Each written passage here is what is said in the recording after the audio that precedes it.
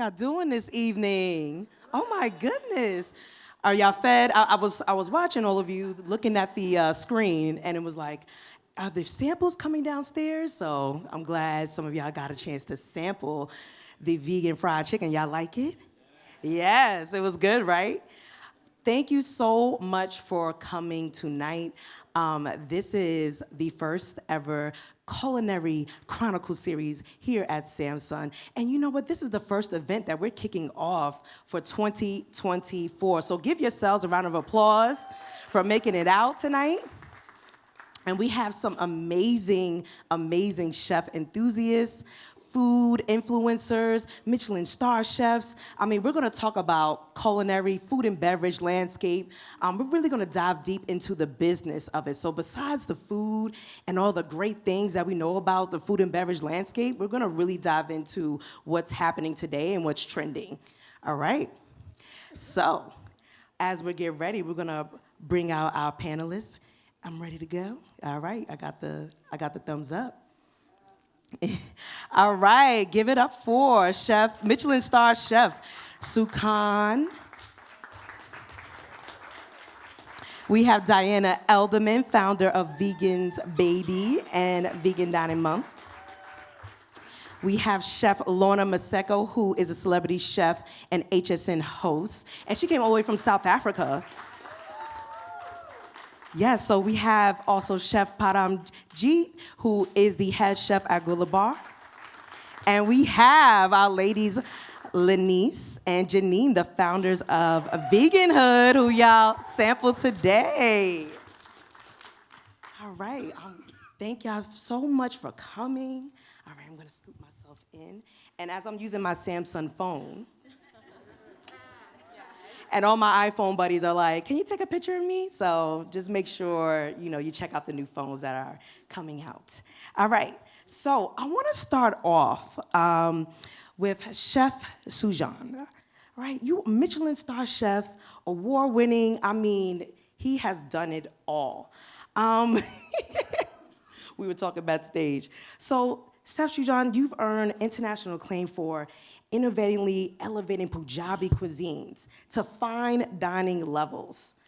And I just want to know what made you get started to bring your background into the fine dining landscape?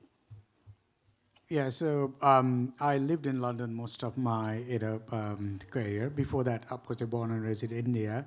So most of our household, we eat, half of them are vegetarian, and some of them are strict vegetarian. They don't even touch eggs. So that's how it started, and my dad, my family, they're into farming as well, so that's how it started. But when I moved to London, I started working with top chefs, and that's how I learned from them, and understanding of the ingredients, that's how it's, started to kick in.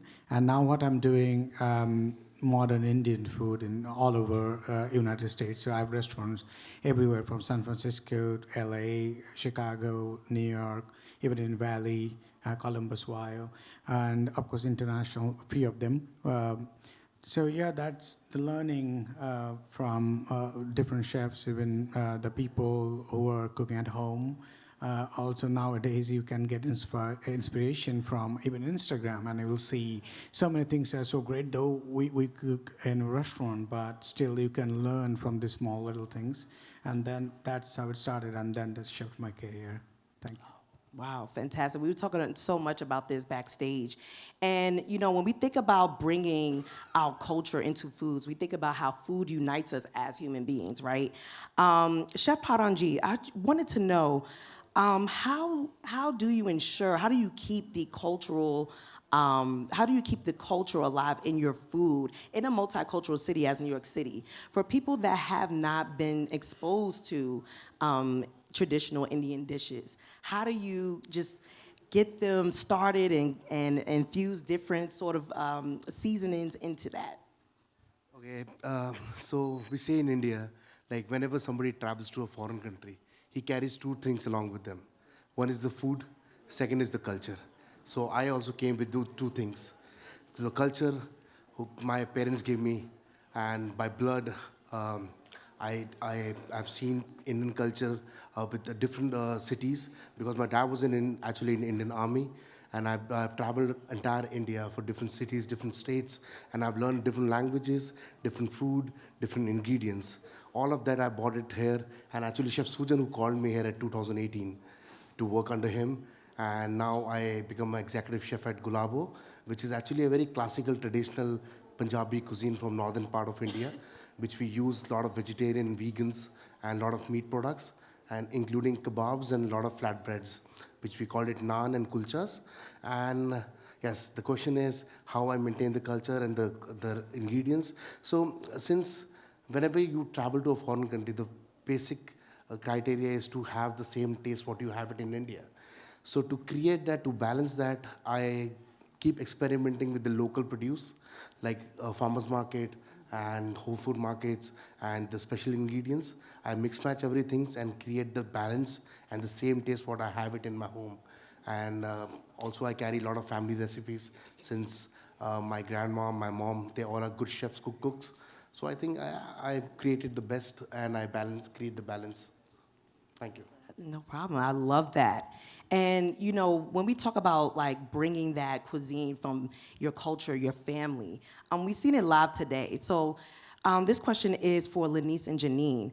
Both of you having a Caribbean background, African American background, how do you keep your culture alive in your comfort foods and your cuisines, and especially veganizing it in a day and age in which many people think that vegan is just eating salad or just greens. So how are you able to keep that sort of culture alive in your vegan dishes?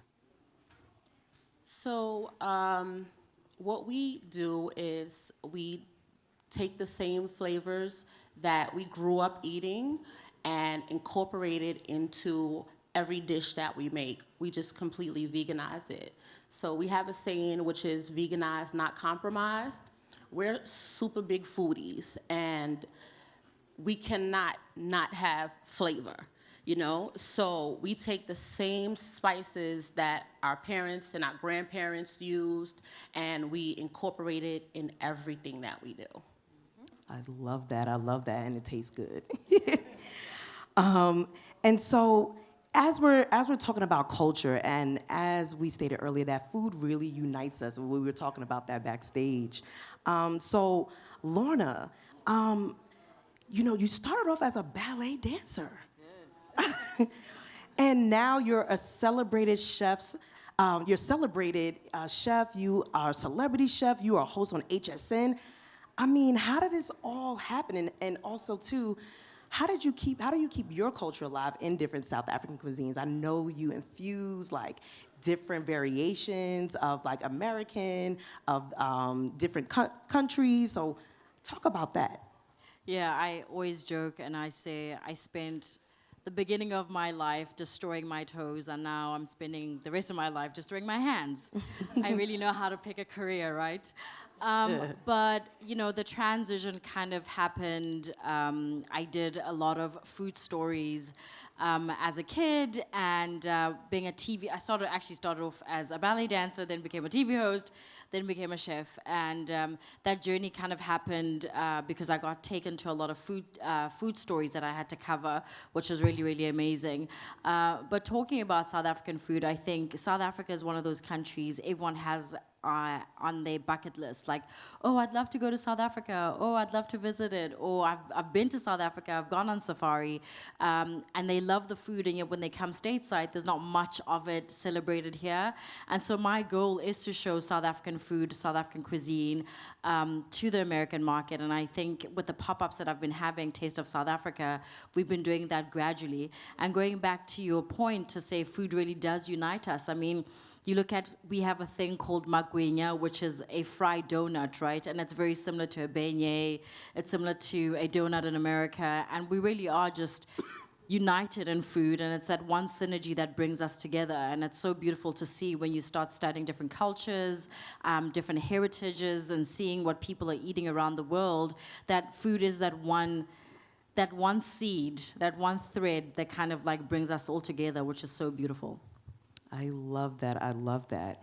And you actually absolutely made a great point with that. I mean, we were talking about it backstage, thinking about the seasonings that are similar, right? Chef Sujan, we were talking about like in terms of different Indian cuisines. Do you find that there is similarity in Indian cuisines and Caribbean or even like certain American cuisines through your travels? Yeah, recently I did a pop-up at James Beard platform with Chef Andrew Black. We were doing Indian and African mix and a lot of similarities. If you dig into it, you will see a lot more. But that's why I think we should talk about it. The dialogue should be on. And then because, how we started where we are today in the city, we really look into the shelf, where is it the whole food, right? No offense, but that's what it is. But we don't really. Now people are talking about millet. Millet was there forever, And just a small thing I should talk about it. Recently, 4 months ago, I checked my A1C. It was more than 10, and I said, what's going on? And I completely stopped eating any carb or any rice or anything, which I grown up eating. I used to eat rice for breakfast. And now what I left with millet. And that change we did 4 months is dropped to, pretty normal. So and then the millet is going on. So, what we do in fine dining, when we talk about the vegan food, I think it's sometimes what we talked about the flavor, right? And I also see that as a professional chef, the creativity as well. So when I'm going and eating in a restaurant, which is fine dining, and my dining partner or someone, they're eating non-vegetarian or any other good things, I'm left out with some vegetables. But that I want to change, we want to change, so that I have a complete vegan testing menu, which I just need 48 hours notice. So you will see the dishes are even much more exciting than else. Maybe your partner is eating something else. So that's we want to bring it to the excitement with everything with the food, right? Of course, the flavor has to be there, but creativity, excitement, and try to bring different culture and the ideas and use them into what you're doing. I think that's why it's create something different and new. I think that will be pushing the boundary, and we can take that kind of cuisine forward, which is based on, I think, clean eating, right? Yes, yeah. Absolutely. And taste. And when you made a key point, right? We're talking about rising trends. When I think about veganism, I've known people that have been vegan, and there was just like different sort of connotations around veganism, plant-based eating. And so for Diana, with these new trends, as a vegan influencer and founder of Vegan's Baby, how did you intuitively tap into the wave of vegan dining? And what sparked the concept that ignited your platform? Well, it never actually started out as anything more than me thinking that I couldn't go vegan, and so I was moving back to Las Vegas after living abroad and pulled out my phone and Googled vegan options when I was moving to Las Vegas, and there were like 4. And I sat there with my friend and I was like, that's absolutely unacceptable. How am I ever gonna go vegan? I can't give up cheese, I can't give up eggs, I don't know how I'm gonna do this. So when I moved to Las Vegas, I started Vegan's Baby, and literally it was started just so I could document it for myself, where I was eating and what I was eating. At that time, it was back in 2016, and veganism wasn't nearly as big as it is today. And I started it, and it kind of grew into something so much bigger than I ever imagined. And I worked very hard in Las Vegas to make it a dining trend. So a couple of years later, Vegas was actually named one of the top vegan cities in the country. I launched Vegan Dining Month, which is now in New York, but I launched that in Las Vegas 7 years ago. And back then, vegan wasn't really a thing. There was no restaurants on the Las Vegas Strip that had vegan options. Really, the only places we could go eat were vegan restaurants, which quickly blew up once we started really talking about it and promoting it. But now, almost every restaurant on the Strip has vegan options. There are 2 fully vegan restaurants there. So really, the trend of veganism really, I think, started to pick up in maybe 2019, and then when the pandemic hit, and they really started talking about in terms of your health and eating for your health, and then obviously part of the pandemic was with animal agriculture and animal to human, so really looking more at what you're putting into your body. I went vegan because I'm an ethical vegan, so I didn't want to contribute to the suffering of animals, but people go vegan for all different reasons, and starting really with the pandemic, it has become so much more of a health thing. And so that really has been kind of, I think, the catalyst for a lot of the trends you see now.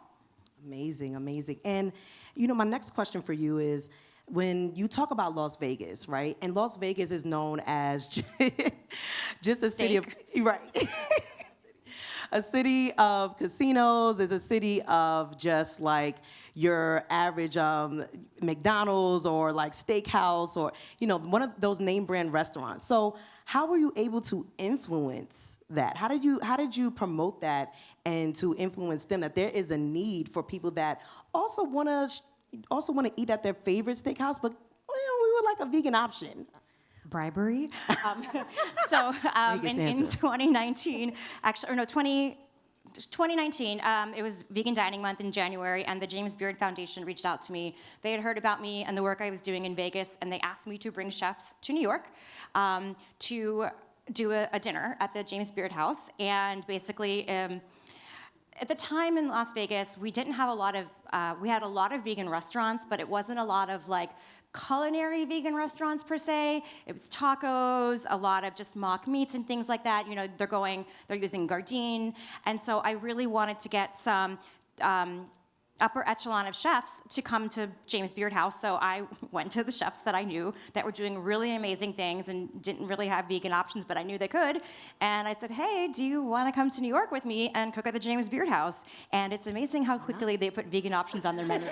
But also not just that, but I really did a lot of networking and going out and talking to chefs and saying, hey, look, if you build it, they will come. Very field of dreams, but if there's this demand and who's going to decide where you're eating when you go out to eat if you're with a group? It's the vegan, or it's the person that's gluten-free, or it's the vegan gluten-free person. Yeah. And so you've got to have those options. And if you don't have those options, people aren't going to go to your restaurant. And so really being able to talk to them and kind of put it that way, you're going to up your revenue if you put vegan options on the menu. It really did start to resonate with them a bit more. Love that. I love that. And, you know, same question for you both at Veganhood. When we think about Harlem, right, I automatically think about soul food, right? I think about, of course, like mac and cheese, the dairy products. I mean, when we think about the African-American traditional cuisines, right? So how was it like for you to bring, soul food and your most favorite comfort food, like the vegan fried chicken, to Harlem? How did the community react? We had a positive reaction from the community, actually. We was a ghost kitchen initially, and in 5 months we made 6 figures in 5 months. So it was like, okay, there's a demand for this food. Our community loves it. They are accepting of all of it. They're trying, and we got to remember that food is therapeutic, right? That's part of therapy too. And at the time when COVID was happening, everybody needed some sort of therapy. And to introduce to our community this food that's healthy, that was helping to build immune systems and combat against these viruses, that was the time for that. So it was like, okay, everyone, initially we didn't have any marketing or anything like that because it started off as a fundraiser. And then we just jumped right in, and like my sister said, is to veganize, not compromise. So we didn't compromise anything. We even tried to get everything close to the textures as possible. And just to kind of like move away from the concept that everybody has, like veganism is grains and things like that. No, it's sauces. It's fried chicken, crispy, really good. It's that good juicy burger with the pickles and the onions and the lettuce and tomatoes, you know? It's that good rosemary fries with a little bit of garlic, powder on it. So yeah, so we used that, and our thing was like to bridge that gap between veganism and our community, and we was able to do that. So love that. I love that. And Diana, we talk about like the digital age, and we're switching towards like the digital age, and promoting different restaurants. So, do you feel like, and anyone else can chime in too, but with the rise of influencers, do you feel like it's becoming a sort of blur in terms of like chefs having to showcase their personality, really relying on influencers? Is it becoming more credible than James Beard, than Michelin star? I mean, people have been looking more for, for influencers for their feedback on different restaurants. So, as an influencer, what is your thought? What do you think? I think that it's both. Certainly, a lot of influencers, I am not a chef. I don't pretend to be a chef. I literally started Vegans Baby because I can't cook and I wanted to go vegan and I didn't know how to cook vegan food, so I went out to eat. But definitely there are influencers that are given these incredible opportunities where they are gifted a restaurant. And they are either concept behind it or they have culinary skills. When I was in Las Vegas, I was asked to open a restaurant there, and it ended up not working out, but that's completely fine with me because I know how hard it is to run a restaurant, and I don't think I could ever do it. But I think that there is this opportunity for influencers to have that if they are skilled. There's also obviously the other side of chefs, where if you are a personality and you're comfortable being on camera and you are able to connect with an audience, it certainly does help your restaurant to become a chef influencer. It gives you more opportunities, and it certainly gets people to feel connected to the brand. Obviously, with social media and with anything, when it comes to branding and marketing, you want people to know, like, and trust you. And so when they see the chef and they know the chef, they like the chef and they trust the chef, and they see the food the chef is making, they're going to want to go see the chef and try the food and connect with it. So I think there's definitely that avenue that really can benefit restaurants. And obviously, if you are a content creator and a foodie, there's certainly other avenues for that as well. Yes, absolutely. I'm a big foodie, so I just like to taste. Don't ask me to cook. And same question to you, Lorna. I mean, you being, like I said, television host and chef. So what are your thoughts? Do you think like now the industry is requiring chefs to be more on camera, more camera facing to earn that trust? I don't think so. I think if you're serving good food and you're credible and you are honest with what you're putting on a plate, I think that speaks volumes on its own. Before influencers, there were chefs, and they were creating great food. And so after influencers, there'll still be chefs creating fantastic food. So I think, I really don't think so. I just think, as long as you are honest and you're giving people a good plate of food and it's authentic to who you are, I think that speaks volumes on its own. Love that. And Chef Sujan, so how has these influencers, how have they changed the landscape in the restaurant industry? I mean, you being behind the scenes, creating these menus, different cuisines, do you notice a shift or? I think yes, of course, because now everything is very short-lived. I think people want to see more and more. And before I remember, if I go back, means I'm cooking for the last 23 years. When I started, then the same menu we used to do for maybe years after years, and we used to perfect the same dish again and again. But now everyone is looking for something new. Yep. And you see, it's not really easy to just perfect a dish in a couple of months even. And also everything is based on your produce, everything based on the different flavor profile, because now we are not cooking for just one community. So you see in the room, there's people from so many different places, different culture, their flavor profile and everything is how they eat, their eating habit, everything is different. But yes, that helps sometimes to showcase what we're doing for a much wider audience.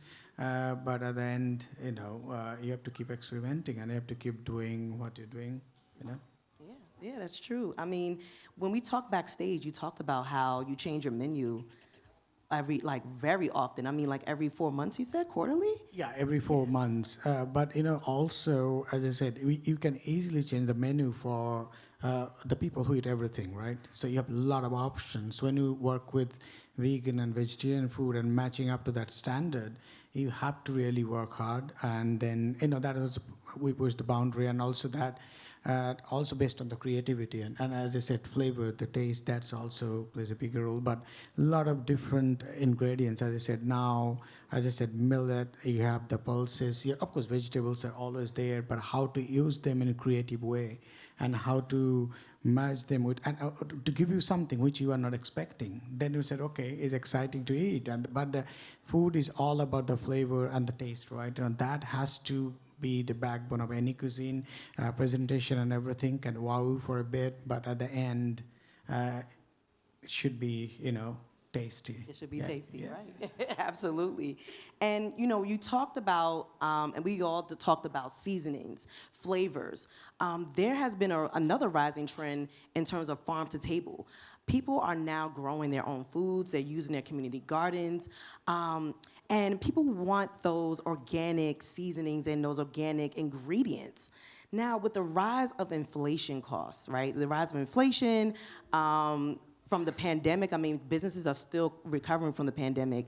How do you manage? How do you manage to keep going? And we're going to start off with Janine or Lanise. One of you can answer. How do you keep going?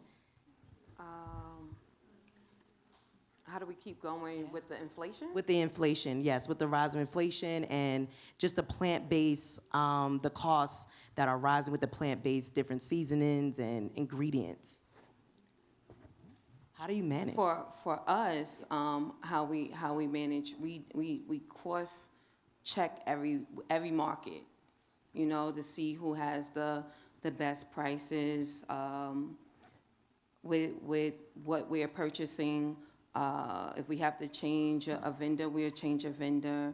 If we have to go to the local supermarket to see if the local supermarket prices are better, we'll do that. We pretty much make a lot of our own seasonings, so that helps us kind of like reduce costs there. Because initially we was using, some of the other seasonings that you just buy up right off the shelf, and we was like, you know what, let's add our own herbs, our own spices, our own little twist to things, and that kind of like, cut costs drastically for us, I think, and then just making things from scratch in the restaurant, opposed to like going and buying certain things. We just created it right there in the store. I love that. Growing our own thyme. We get our bay leaves from someone that grows theirs as well. So like certain things we just like, it just makes sense. Like our scallions, we just put it in water and we let that grow itself. Like we cut wherever we can. Mm-hmm. Love that. Chef Paramji, I see you. We were talking about that backstage as well too, with just growing. When you talked about growing foods, I see you wanted to also chime in. Yeah, with your cuisines that you make. So, I do a complete Indian cuisine, but in my restaurant, I do typical classical Punjabi cuisine, which has a lot of flavors. We have a lot of kebabs at the same time, and we have actually the entire cuisine is not very creative in a manner on a plate, but it is a family recipes. It's a family sharing food. We say in Punjab that if you share a meal, you share a love. So we don't do a pre-plated food service for individuals, but at the same time, it's a family dining experience. So whenever somebody comes in a restaurant and want to experience something Punjabi, they have to order and serve as a family sharing. So people share their food, they share their views, they share their family recipes, and they share their love at the same time. And I feel the next big thing for any Indian cuisine or any cuisine is people should not waste food. Just to complement a recipe or a plate, how it looks, but at the same time they should concentrate about the temperature, the cleanliness of the food, and how beautiful the taste is, and avoid wasting a lot of food for a lot of sides from the ingredients and use everything. And I believe that can make food looks better and taste better. Absolutely, absolutely. I agree with, in terms of reducing food waste, sustainability. That's what it is in terms of not only veganism, but restaurants as a whole. And it actually leads to my other question, Chef Sujan. How do you maintain sustainability in your restaurants? How do you just keep certain ingredients, when we talk about certain plant-based ingredients that need that sort of just like refrigeration, talk about those things. How does it, is it a rising cost in that? I think the meat products are much more expensive than, the vegetables. So I think still we have a scope there. And see, it's so clever when you run a restaurant. If I sell expensive meat, I don't really make that much money. But see, the diners, how they are shifting, because when you have this option, you have vegan menu, vegetarian menu, and also rest of everything else. I see now 45% people, they are not going for the non-vegetarian menu, which is a little expensive though. But the margin in vegetarian and the vegan menu, because again, I'm telling you, it's based on creativity or ingredients, which is not super expensive. I don't want to fly anything from Japan, right? You get it there, or you have to get it from wherever else. But of course, the vegetables play a big, major role, and it has to be, of course, in Chicago now, we don't really get those exciting stuff, so I have to get it from California, but still it's cost effective. It's not that crazy expensive. So as I said, you have to find the balance, and also I can see the shift, how people are accepting this vegan and vegetarian, because they want to try different things. And that also helping us to be in that cost bracket. So it's basically helping. It's not that we have to work hard to make it better every day, but business-wise, yeah, that's great. Yes, absolutely, love that. And going back to the digital age, we have the rise of AI, right? Artificial intelligence, that's been the buzzword. So what are your thoughts? And I'm gonna have to shift this question to Chef Lorna. What are your thoughts on the rise of AI in the industry, in the food and beverage landscape? What are your thoughts on using technology and using marketing for AI? How does that change the landscape for the industry? What are your thoughts on that? I honestly don't think there's anything wrong with AI. I think anything in moderation is great. I think if you're using it to grow your business, to empower yourself, I think that's a good thing. I don't know. I'm just I think it's cool. I think it's fantastic. I find it helpful with certain things as well.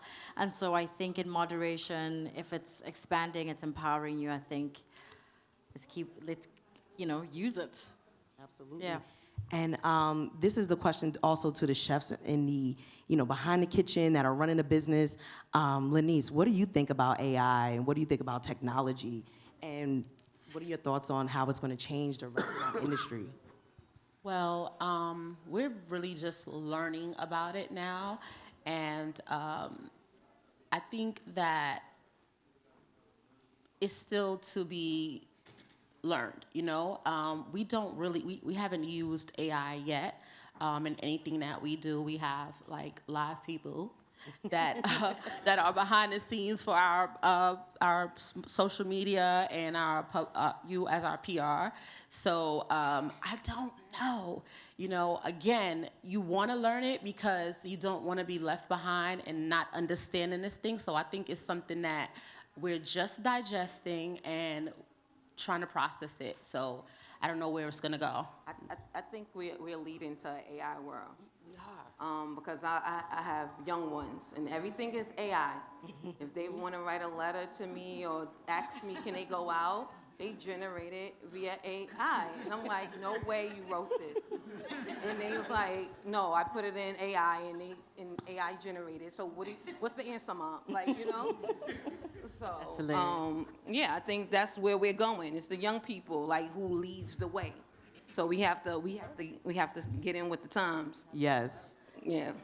Jeet? Oh, okay. So I am actually kind of tech freaky sometime. Okay. So I Samsung use user. lot of AI things, but I think AI will really help the future industry, any industry or a culinary industry, from storing recipes to making recipes to create recipes to find out the right ingredient from the different part of the world and to bring him to your own country at less effective cost, as chef mentioned before. I think I'm really excited to have AI, but in a positive manner. Of course, people should use it in a right manner, right way, not to harm anything or any coming future. But I think AI will really help us to create a balanced life of working and living, I believe. That's it.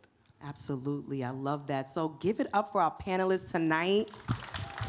Thank y'all so much for coming. I mean, we have to have a part two, because I still have more questions that I didn't ask, and this is great. We're going to shift the gears towards all of you, and one of the PAs are gonna have a mic, and if you have any questions that you'd like to ask. Oh. Hi, I'm just happy to see like people of color on stage contributing to the vegan topic, but for the South African and the Indian culture, do you guys ever think that there's British influences because they did colonize those countries? Or do they even matter? Because you just mentioned millet, and I just went back home with my parents and I started eating it. I'm like, oh, I could eat it here, but it's like you said, it's really expensive, even though I snuck it back. But I'm just saying, like, what are the British, or is there any British? Like I can answer. I mean, like, yes, both the countries been colonized by British, and when that all happened, especially I can talk about India. So when that all happened, the British came to India for a certain reason, but that didn't went up very well and went everything wrong. But when British went back, and they brought a lot of ingredients to their own country. Since the right example is butter chicken, it became a chicken tikka masala, and it became a national dish in London. So that's how I feel. I mentioned before, when people travel, they travel with the culture and the ingredients and food along with them. That's how the people and cuisine changes from one country to a different country. But if you go deep, the flavors are almost same. It's only the colors and combinations are a little different because the ingredients are not available. They use the very local produce and local things. But if you go deep, the foods are always same. Like cilantro become a coriander in some different country. That's how the food is, I believe. Yep. Oh. Oh, no, don't worry. I was going to say, I mean, we were colonized by the Brits, that's true, but I think within all of that, South Africans found their voice and their flavor within that colonization. And so, I mean, talking about millet, there's also sorghum, where, like, for example, like my grandmother's been eating sorghum for decades and years and years and years, and all of a sudden everyone's like, eat sorghum, and it's like, we've been having fermented sorghum for years. It's been a South African or an African thing for decades. And so sometimes I think some of these trends become like this big thing in the West, but it's like Africans have been doing it for a long time, you know. And so I guess sometimes give credit where credit is due and not kind of make something shine just because it's a trend in the West, but like, where were the roots? Where did it all start? Where did sorghum, where did we find sorghum for the first time, you know? And I think sometimes those things need to be celebrated as opposed to it came from one part of the world. Hey, peace, good evening. I am Sugar Ray. I love what you guys are doing, right? I love each of you for who you are and what you're doing. My question is, so I've been vegan over a decade, right? And I've learned that obviously food affects physical health, food affects mental and emotional health, that ultimately affects behavior.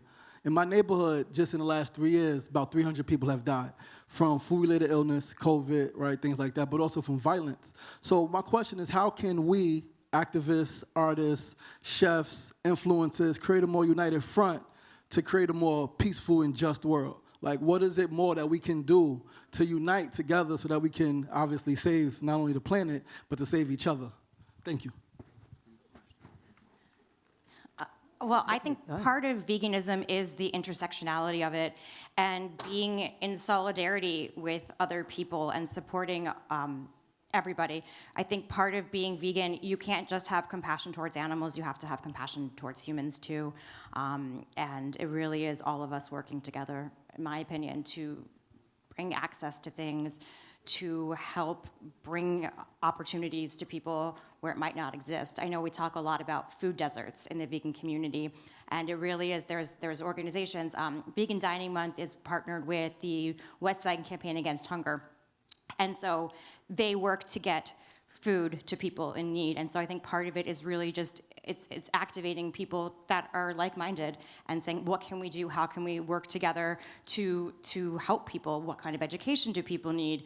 What means exist, and where is there a gap where we can fill it and help? I like to add to that as well. I think for us, I think we hit every part. We hire locally. That's keeping youth off the street. That's keeping locals employed. We also give back to the community, where most of the community may not even taste vegan food because they just don't know about it. So we go out, we give back, we do community drives, and we cook up and we give out, and they're like, what, that was vegan? That was vegan? Yeah, this is vegan, you know what I mean? And come to Harlem, visit our restaurant. You need a job, you need job training, you need so we try to find a way to give back. We can't save the entire world, but if we can save just a little bit and then let it trickle down, the ones we save, just teach them how to go back and save, I think we on to a start. All right. So give a round of applause for yourselves. Thank you so much for coming out. This concludes the evening. And panelists, round of applause. Thank you so much for coming out. Taking the time out to just share your wisdom with us today. Please check out Vegan Dining Month. Please check out all the restaurants. Support your local businesses here in New York City. Yeah. All right. Thank you. Good night. All right. Good night. Thank you.